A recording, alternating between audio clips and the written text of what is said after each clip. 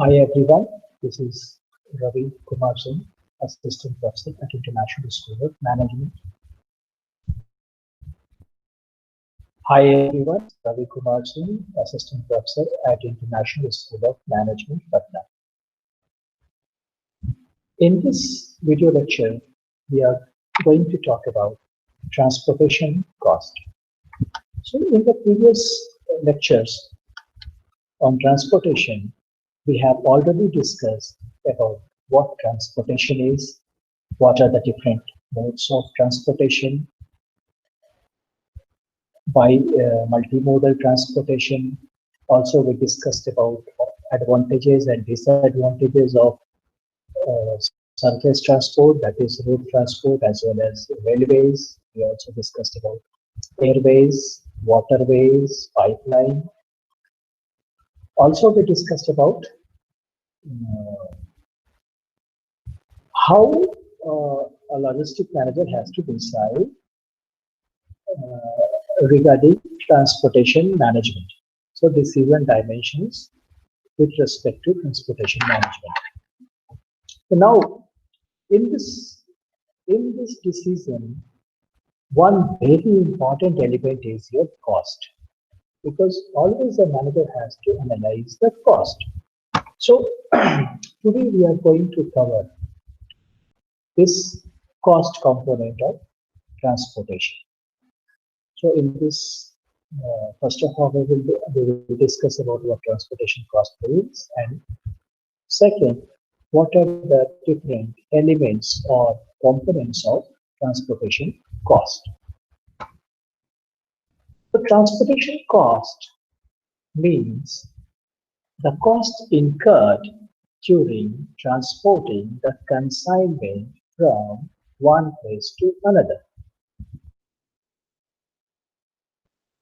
Now, what are the different components or different elements which constitute or because of which your cost of transportation varies?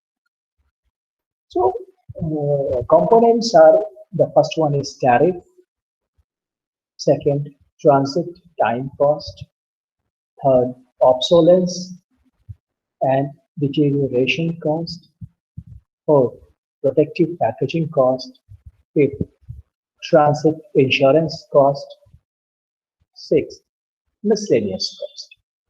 So let us discuss one by one. So what is tariff? Tariff means the rate through which we pay the total freight. So tariff depends on few things, like first one is your type and nature of the product. It means rate of freight differs on the nature of the product, on the type of the product. Say for example, rate, or you can say tariff for solid things will be different, rate for liquid things will be different, rate for inflammable items will be different, rate for other hazardous items will be different, rate for live cattle will be different, rate for very delicate and fragile items will be different. So it depends to what kind of product you are sending or receiving. So this is type and nature of the product. Second one is distance to be covered. The tariff varies on the distance. So for shorter distances, your tariff will be higher. If you have gone to a railway counter and bought a ticket for, say for example, 50 or 100 kilometer, you would have paid higher charges. And at the same time, if you are going to buy a ticket for, say for example, 1,000 kilometer or 1,500 kilometer, your per kilometer charges, that is the rate, will come down. Same happens here also.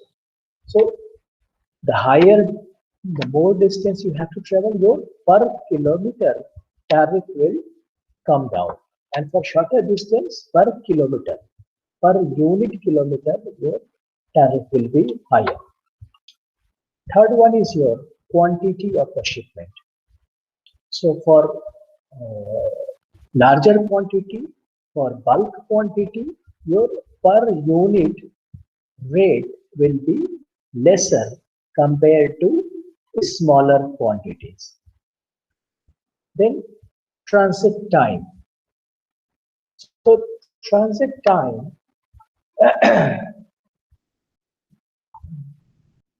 we will discuss this transit time cost separately. So at this point of time, I am leaving it.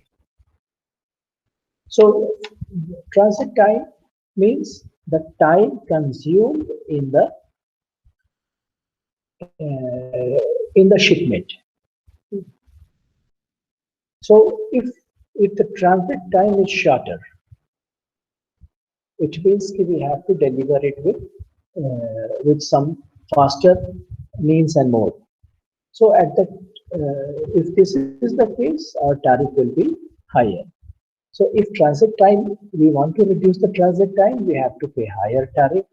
If we are not very sensitive regarding this transit time, we can our tariff can come down also. So say for example, if you want to send some consignment through speed post, so tariff is higher. And if you are sending your consignment through normal post, tariff will be lower. So same happens here also. Then the fifth one is en route handling needs. It means during the whole journey, during this transit process, how much handling over the consignment is required. Say for example, you are transporting live cattle from Patna to Delhi. So during this around 1000 kilometer journey, the live cattle need feeding, cleaning is required. So it means time to time you have to take a short break. You have to feed your cattle. You have to clean the environment. So in route handling needs is higher compared to some other items. Say for example, like you are sending some machineries or you are sending coal. So en route handling needs is almost negligible. But in the live cattle, it is very much required, and because of that, your tariff can go up. Now, the sixth point is trade relationship. So, for associates, for clients which are our loyal clients, which are our regular customers, so for them, our tariff can be different. So for occasional users, our tariff can be different. So depending on the strength of the relationship, the transportation tariff may also vary. So these are the two components which influences your tariff of transportation. Now, right, the next thing is transit time cost. Under this head, there are three things: working capital cost, customer service cost, and shortage cost. In a way, you can consider all these things as a loss. So, say for example, your transit time is higher. So, usually your consignment comes within a week. So, to run your production facility, you have to keep a stock of 7 days or 8 days because transit time is 7 days. So To keep a stock for 7-8 days, our working capital is blocked. These working capital has some cost in the form of interest, in the form of the opportunity which we have foregone to utilize this capital for this purpose. So if, say for example, from 7 days, our transit time has been increased to 10 days. In this situation, we have to keep our stock at higher level.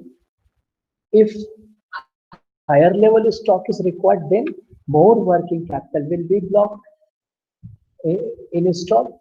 More working capital will block means the charges, the interest charges or other charges against that capital will also increase. So that is a kind of cost. Now customer service cost. So customer service means your customer satisfaction. So if you are able to provide a prompt service to customers, customer will be more satisfied. If you are not able to provide prompt service, delayed service, then customers will not be very happy. So, so say for example, because of your higher transit time, you are not able to serve your customers very efficiently, and your customers are not very satisfied. What will happen? That customer, your customer, will move out and will go to some other buyer. So this is a kind of loss, and this loss has happened because of your transit time. So the more promptly you want to serve, definitely your customers will be happy, and you will generate more and more profit. Now the third thing is shortage cost. So because of this transit time, you may suffer a shortage of the items which you require for production or trading. So because of shortage of items, you may suffer some kind of loss. So these kind of different losses are associated because of this transit time. So that is why all these costs are clubbed as transit time cost. Now the third thing is obsolescence and deterioration cost. So this kind of cost happens because of changes in the properties, usable properties of the products because of delay in transit or because of transit. So if physical properties or usable properties of the product has fallen, has come down, then ultimately the value of that product will also come down. The value will be reduced. We can say as a erosion in value. So this erosion in value happens because of this transit time. So this is one kind of transportation cost. Say for example, this kind of the costs are applicable for your perishable items like milk, vegetable, fruits, fish. So say for example, your usual transit time is for milk is 2 hours. So within 2 hours, if your milk has been transported from the point of origin to point of its destination within 2 hours, the physical property of milk will be fine and it is of value. Because of any reason, this transit time has increased to from 2 hours to 6 hours. Now, during these 6 hours, the milk has gone sour and now it is of no use. So, deterioration in the properties. So, this is also, if these things have happened, this can be associated with transportation cost. Now, the fourth transportation cost is protective packaging cost. So, during any transit, we have to take care of the protection of the consignment. So, we have to take care such that your items under consignment should not be broken, or there should not be any kind of pilferage, or it should not be theft, or all these things. So protective packaging is very much required. So this protective packaging is required to avoid breakage and pilferage, and second, to damage due to any weather condition like rain, cold wave, heat, all those things. So to avoid these things, we have to take care of the packaging, protective packaging of the consignment, or with the consignment along with the packaging of protection to the carrier. So here the main cost happens because of the packaging material cost and the labor cost involved in packaging and all those things. So this is protective packaging cost. Then the next transportation cost is transit insurance cost. So usually we insure our items under transit so that because of any unforeseen reasons, if our item is going to be, if our consignment is going to be damaged because of any reason, we may cover those losses from the insurance company. So this is transit insurance. So for getting it insured, we have to pay some premium. So this kind of insurance is also known as marine insurance. Now the sixth point is miscellaneous cost. So during the transit journey, we have to pay toll taxes, local levy, some fooding to the people employed on truck or whatever. So these are some miscellaneous costs which are also part of transportation cost. So now let us summarize the whole lecture. So we have discussed different components of transportation cost. So we have discussed what tariff is and what are the factors. Because of that, tariff, there may be difference in tariff.